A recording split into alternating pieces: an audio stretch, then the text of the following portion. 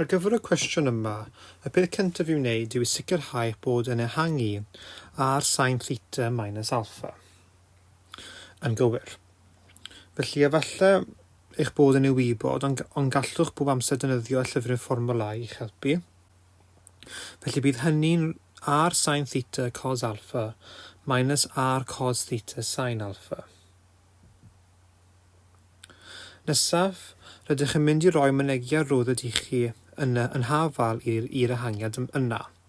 Felly mae gennym 8 sin theta minus 15 cos theta.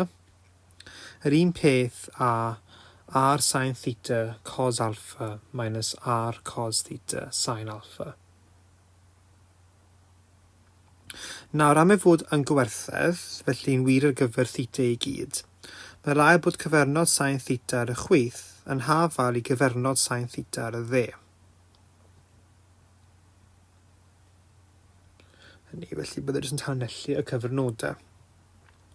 Ac yn debyg a cos theta. Felly mae hynny'n gadael i ni dweud bod r cos alpha yn hafal i 8, a mae r sin alpha yn hafal i 15. A'r reswm ysgrifennais nhw'n wyneb i weired yw atgoffa fy hun gallaf ei rannu. Bydd y ddau yn cael ei canslo, felly ar ôl beth sydd gennym yw sin alpha dros cos alpha sy'n tan alpha, a bydd hynny'n wedyn yn 15 dros 8, sy'n rhoi ni alpha yn haflu 61.93 gradd i ddailedegol. Nawr iddo'r gonfod r, felly eto defnyddio y ddau hyfaliad fan hyn. Felly byddai'n rhoi bracedi rownd yr hyfaliad fi'n meddwl. A chofio mae'n gyntaf, mae sin sgwar o ongl yn adio i cos sgwar o'r un ongl yn bob amser yn hafal i 1. Felly gallwn sgwario pob un yn nhw. Felly mae gennym r sgwar sin sgwar alpha, adio r sgwar cos sgwar alpha, a mae rai bod rhain yn hafal i 15 sgwar adio 8 sgwar. Golyga hyn bod r sgwar lluosi a sin sgwar alpha adio cos sgwar alpha yn hafal i 15 sgwar adio 8 sgwar. Oherwydd mae sin sgwar adio cos sgwar yn hafal i 1, mae hyn yn gadael ni a r sgwar yn hafal i 15 sgwar adio 8 sgwar, sy'n 289. A trwy hynny mae r yn hafal i 17. Nawr mewn sefyllfa aroliad, credaf ei fod yn syniad da i ysgrifennu y pethau yma. Falle dim y llinell top. A falle dim yr un yma yn benodol, oherwydd erbyn y pwynt yma, yn eich gyrfa dylse hwnna cael ei wybod, ond y ddau llinell arall yn angenrheidiol. Os ydych wedi ymarfer rhain digon, byddwch yn gwybod bod r sgwar yn mynd i fod y ddau rif wedi'i sgwario yn adio. Felly math o sefyllfa Pythagoras. Ond i fod yn ddiogel, efallai byddwch yn penderfynu i roi un neu ddau o'r llinellau yma i mewn, dim ond i fod yn glir. Rydyn wedi darganfod r, rydyn wedi darganfod alpha. Felly gallwn ddweud bod 8 sin theta minus 15 cos theta, yr un peth a 17 sin o theta minus 61.93.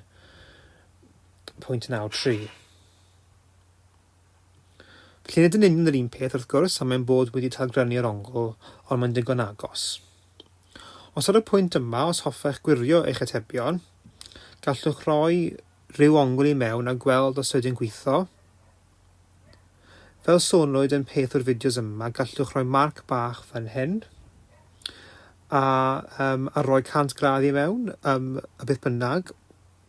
Felly gallwn trio 8 sin o 100, tynnu ffwrdd 15 cos o 100. A daw hyn i fod yn 10.483 i 3 lle degol. A wedyn byddwch yn rhoi yr un rif i mewn i'r ochr arall. A bydd yn rhoi i chi 10.483 hefyd.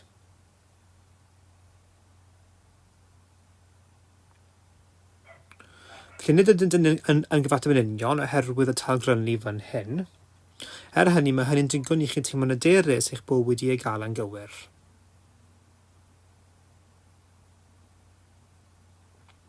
Ar gyfer ran B, defnyddio'n beth ydyn newydd gwneud, a roddwyd i ni fod 8 sin theta tynnu i ffwrdd 15 cos theta minus 7 yn hafal i 0.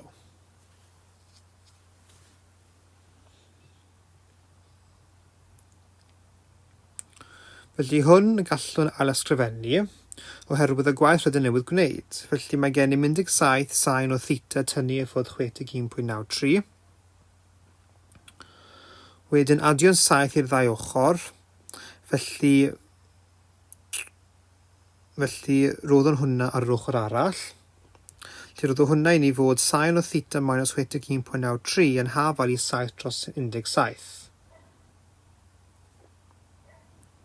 Felly mae theta tynnu i ffwrdd 61.93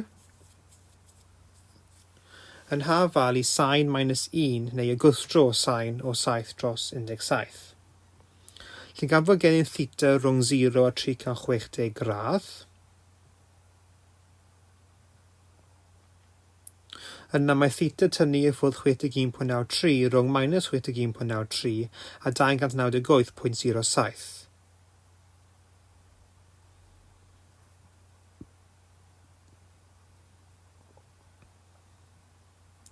Felly gyda ein cyfrannell, gwelwn fod sin i minus 1 o 7 dros 17 yn 24.32.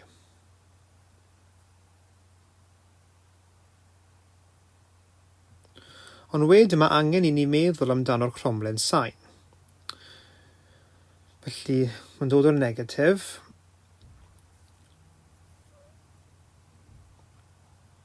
Felly mae gennym ein minus 61.93 tua fan hyn. Felly bydd y marco fy arno'r graff. A mae 298 tua fan hyn. A mae angen arno mi hwn fod 7 dros 17 sydd tua fan hyn. Felly mae e'n 2 ateb fan hyn, felly sef ein 24.32. Ac yma yw 180 tynnu i ffwrdd 24.32.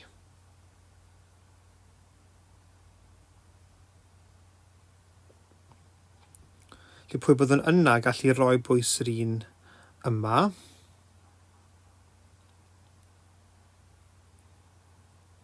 Felly 155.68. Hynny. Felly golygu hynny cawn theta yn hafal i 24.32 adio 61.93 neu 155.68 adio 61.93 sy'n rhoi ni ein 2 ateb o 86.24 neu 217.61.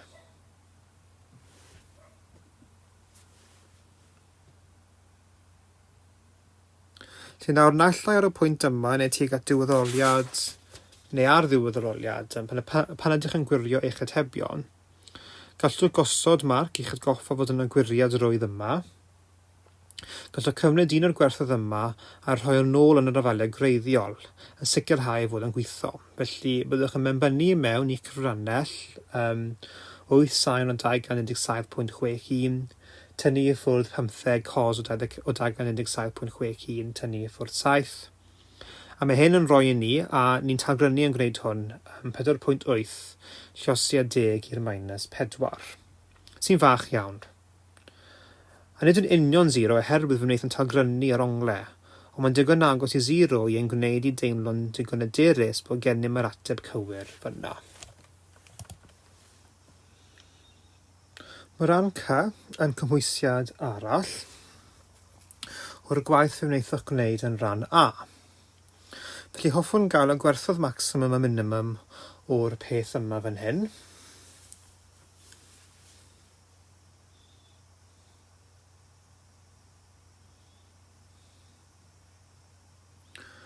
A mae hynny yr un peth a 1 dros 17 sin o theta tynnu i ffwrdd 61.93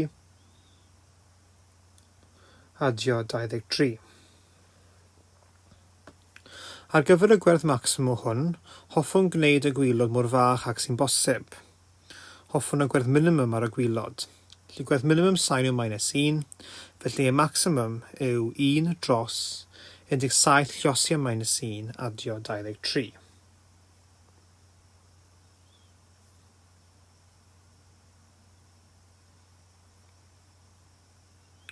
Sy'n dod allan fel 1 dros 6. Felly daw e'n gwerth minimum o gael y gwylod mor fawr ag sy'n bosib. Golyga hynny'n cymryd y gwerth maximum o sain sy'n 1. Roedd hynny i ni 1 dros 17 llosio 1 plus 23, sy'n rhoi ni 1 dros 40.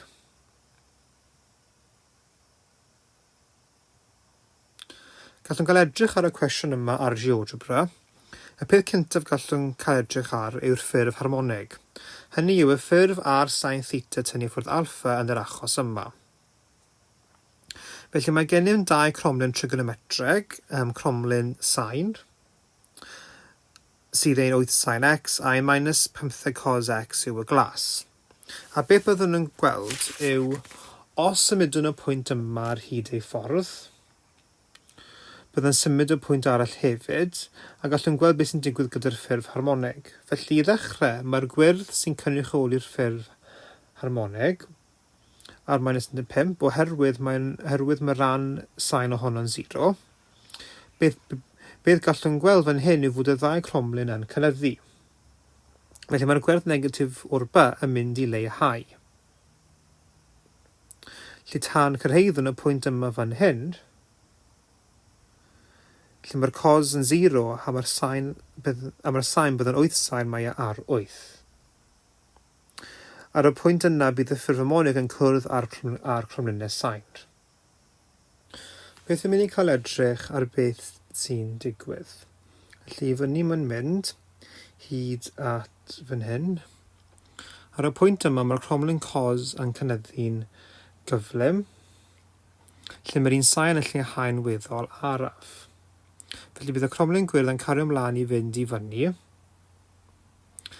Tua fan hyn. Mae'r sain yn lleihau'n fwy cyflym na mae'r cos yn cynyddu. Felly bydd hyn yn dod ar draws. Beth yn mynd i symud yr ys. Felly mae'r cynnydd yn y ffurf harmonig yn dechrau lleihau, dawn i facsimwm i tua fan hynny. A nawr mae'n dechrau dod i lawr. Felly wrth gwrs fan hyn, felly mae'n cwrdd ar cromlin 15 cos, oherwydd mae'r cromlin sain ar 0. A wedyn rydyn yn mynd i lawr. Mae'n wyddor rwydd i greu y geogebra yma os hoffech gwneud hynny, neu gallech athro darparu copi ohono i chi. Gallwch gweld sut mae'n cario ymlaen mewn ffordd tebyg, ac yn y blaen.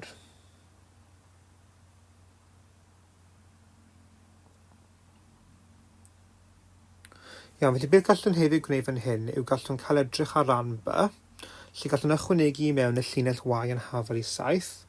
Felly os mae 8 sin theta minus 15 cos theta minus 7 yn hafel i 0, yna mae rhaid bod 8 sin theta minus 15 cos theta yn hafel i 7. Felly gallwn gweld y pwynt y crowstori fan hyn a fan hyn. Yr unig 2 rhwng 0 a 3,60 ac yn wir mae'n yn rhoi ni yr ongl 86 tua fan hyn a 217 sydd tua fan hyn.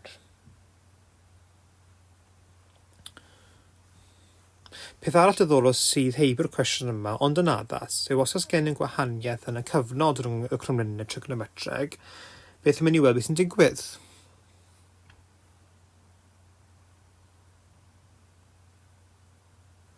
Felly caiff y delta yma fan hyn ei gynnwys yn y ran cos. Felly, yn wirioneddol, mae'n cos o x plus delta. Bydd y delta yn ymddangos pan byddwn yn ei gynyddu o 0. Felly, mae hyn yn mynd i fod yn cos o x plus delta, felly byddai'r ffurf f o x plus delta. A felly, fel falle rydych yn gwybod yn barod, wrth i delta cynyddu, bydd y cromlin yn symud tuag at i'r chwith. Beth yn mynd i weld beth sy'n digwydd? Felly mae'r cromlin glas yn symud tuag at i chwith, felly os awn ni tua 45. Yna mae gennym hwn, a gallwn gweld fod y 90 gradd pwy ar 0, lle oedd y graff cos ar,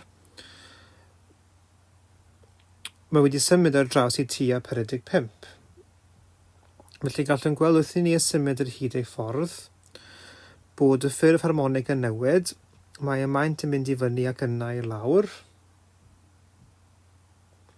ond mae y ffurf hanfodol yn aros yr un peth, mae'n dal yn cromlin trigonometric sine neu cos. Gallwn mynd nôl eto, a dyna fe. Okay. Nawr, can edrych ar ran C. Ar gyfer hwn, os dangoson y ffurf harmonig, gallwn cael gwared o'r cromlinau gwreiddiol nawr. Ac os ymwydwn hynny i fyny gan 23, mae'n edrych fel hwn.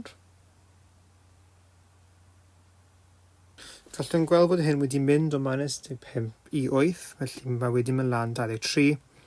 Nawr collwn ein ffurf harmonig gwreiddiol gan clicio ar hwn.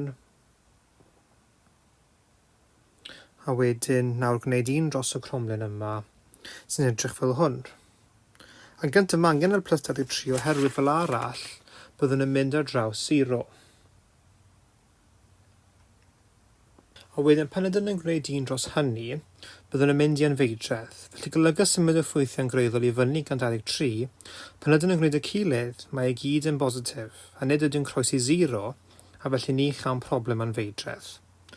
Gallwn gweld bod hyn yn fath o gromlin fflat iawn, bydde fe'n ehangu mewn eiliad.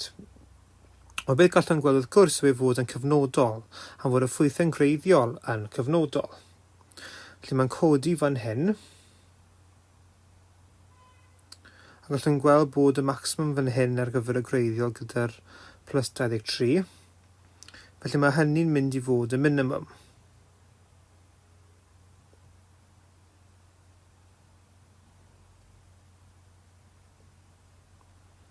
Os ydyn nawr yn ehangu, nid y tot lle, felly ehangu fyna nawr, a gallwn newid y cymerebau. A gallwn gweld cawn hwn, felly meddyliaf ohono fel wy wedi ei ffrio, felly dim ond fy nelwedd ddi ar ei gyfer. A fyna mae gennym ei maximum sef 1 dros 6. A gallwn ei addasu eto, felly bydd hwn yn bach yn well nawr, a mae hynny ar 0.16666 ac yn y blaen. A gallwn gweld y minimum lawr fan hyn, sy'n wirioneddol yn 0.025, pwy gallwn gweld sy'n gwneud synwyr ar y graddfa yma. Felly dyna ran C.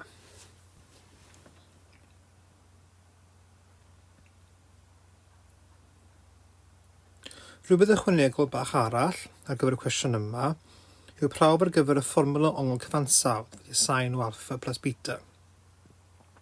Mae prawf yma'n geometregol, mae dim ond ar gyfer y sefyllfa lle mae alpha plus beta yn llawn 90. Felly gallwch gweld o'r diagram, mae gennym alpha fan hyn a beta fan hyn. O'r diagram gallwn gweld fod y sin alpha plus beta, y cyferbyn, sef byda,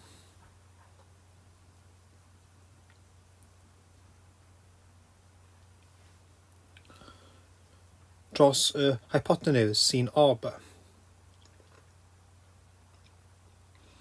Gallwn hefyd gweld bod byda yn hafel i x yn adio i x da.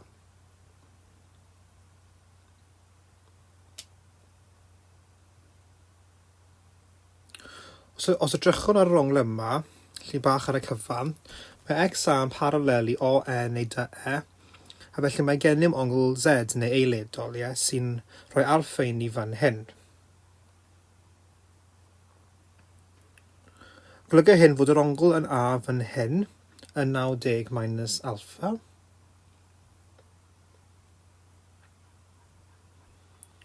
A thrwy hynny mae'r ongl fan hyn yn alpha.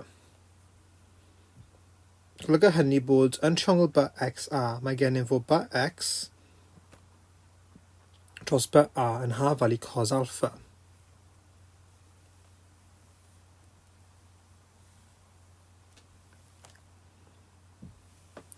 A thrwy hynny mae by x yn hafel i by a cos alpha.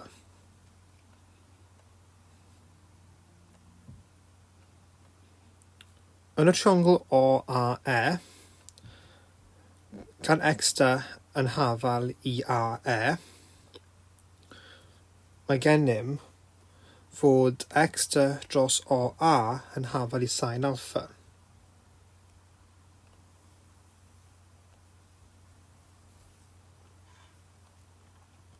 A thrwy hynny mae extra yn hafal I O a sin alpha. Nawr gallwn ymnewid rhain I mewn I ddefaliad 1.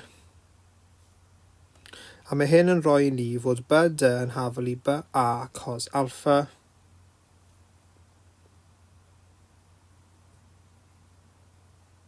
Yn adio I O a sin alpha. A nawr gallwn alysgrifennu y byd yn hyn ddefaliad greiddiol lan fan hyn, sy'n rhoi ni sin o alpha plus beta yn hafal I B a cos alpha adio O a sin alpha.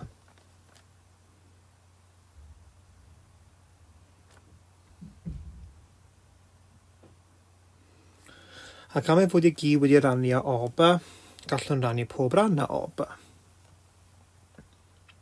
Ar y pwynt yma, nodwch dywedus yn gynharach fod yr ongl dotiog yma 90 minus alpha.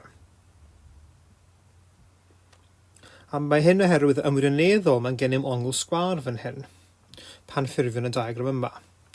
Nawr gallwn edrych ar y triongl O a B, a chawn ar gyfer y triongl yna fod B a dros O B, felly y cyferbyn dros yr hypotenuse, yn y triongl ar ongl beta, felly roedd o hynny ni sin beta. Ac O a dros O B yw'r agos dros yr hypotenuse, felly yn y triongl yna, felly roedd hwnna I ni cos beta. A felly, gallwn mewnbynnu rhain yn ôl I mewn a chawn sin o alpha plus beta yn hafal I sin beta cos alpha adio cos beta sin alpha. Sef beth oedd yn eisiau. A gallwch gwneud profion geometrigol tebyg ar gyfer yr achosion lle mae alpha beta yn fwy na 90 hefyd. Felly dyna ni. Falle bod wedi gweld profion o'r fformiwla ongl cyfansawdd o'r blaen, ond os na, dyma un yn nhw o leiaf.